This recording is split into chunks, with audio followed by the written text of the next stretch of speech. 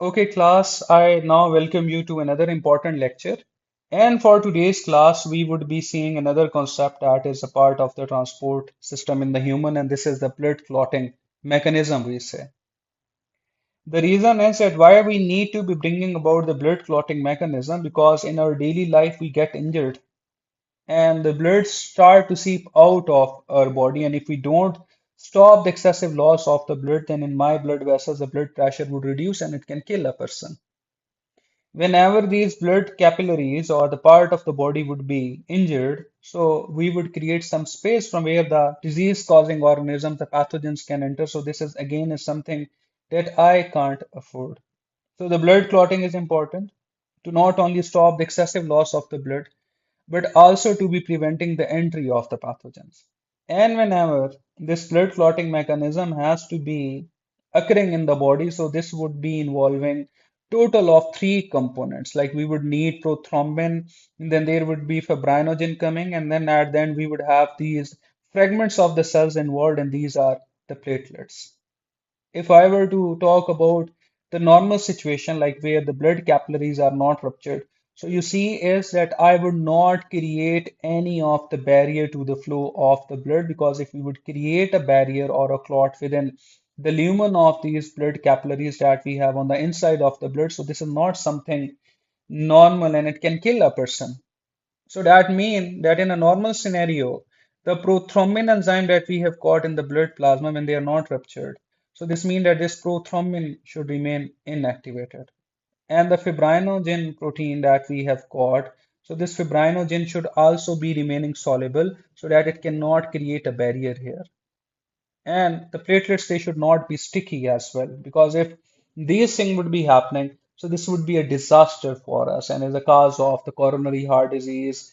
And also, you could say brain functionality can be reduced by that. So this means as that in the normal situation, prothrombin, when the injury is not incurred, it would remain inactivated. Like this is an inactivated enzyme, so it would remain inactivated.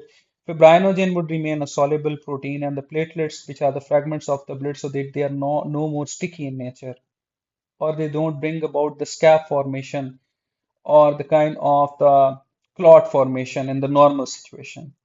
Now, this means that in our daily life, there could be a kind of a scenario where the blood capillaries that we have near to the surface of the body, so they can get damaged, they can get ruptured.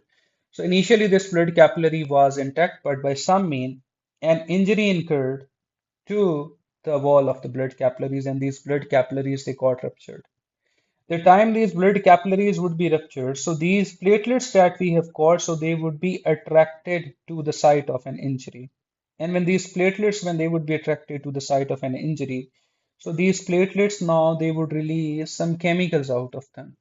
And when these chemicals they are released by the platelets, so what they are supposed to do that the inactivated prothrombin enzyme, which is a clotting enzyme that we have got normally in an inactivated form, so it would be activated to become the thrombin protein or the thrombin enzyme. And this thrombin enzyme, what this would do next is that it would act on toward the soluble fibrinogen protein and it would convert it into the insoluble fibrin. And these insoluble fibrin, they would make a meshwork and this meshwork would further trap in itself the red blood cells and the white blood cells and the platelets in it. So as a result, we would end up making a scab, and that would be preventing the loss of the blood from the point of the injury. So if I were to show you the knee diagram of this, so here you see that the blood capillaries got ruptured and the blood started to ooze out. And afterward, you see you have got these platelets with you, and these platelets they have started to release the chemicals. And when they have started to release a chemical, so the fibrinogen has started to become fibrin, and this is making a meshwork. And when we would make a meshwork at the point of an injury, so within these meshwork, the red blood cells and the white blood cells and these platelets, they would get trapped, and we would make a scab here or a blood clot here. And when a scab or a blood clot would be formed, then ultimately the excessive loss of the blood and the entry of the pathogen that could be a scenario in case of an injury, so it would be prevented. So this is how the mechanism of the blood clotting actually works in our body. So I hope you would be clear with it.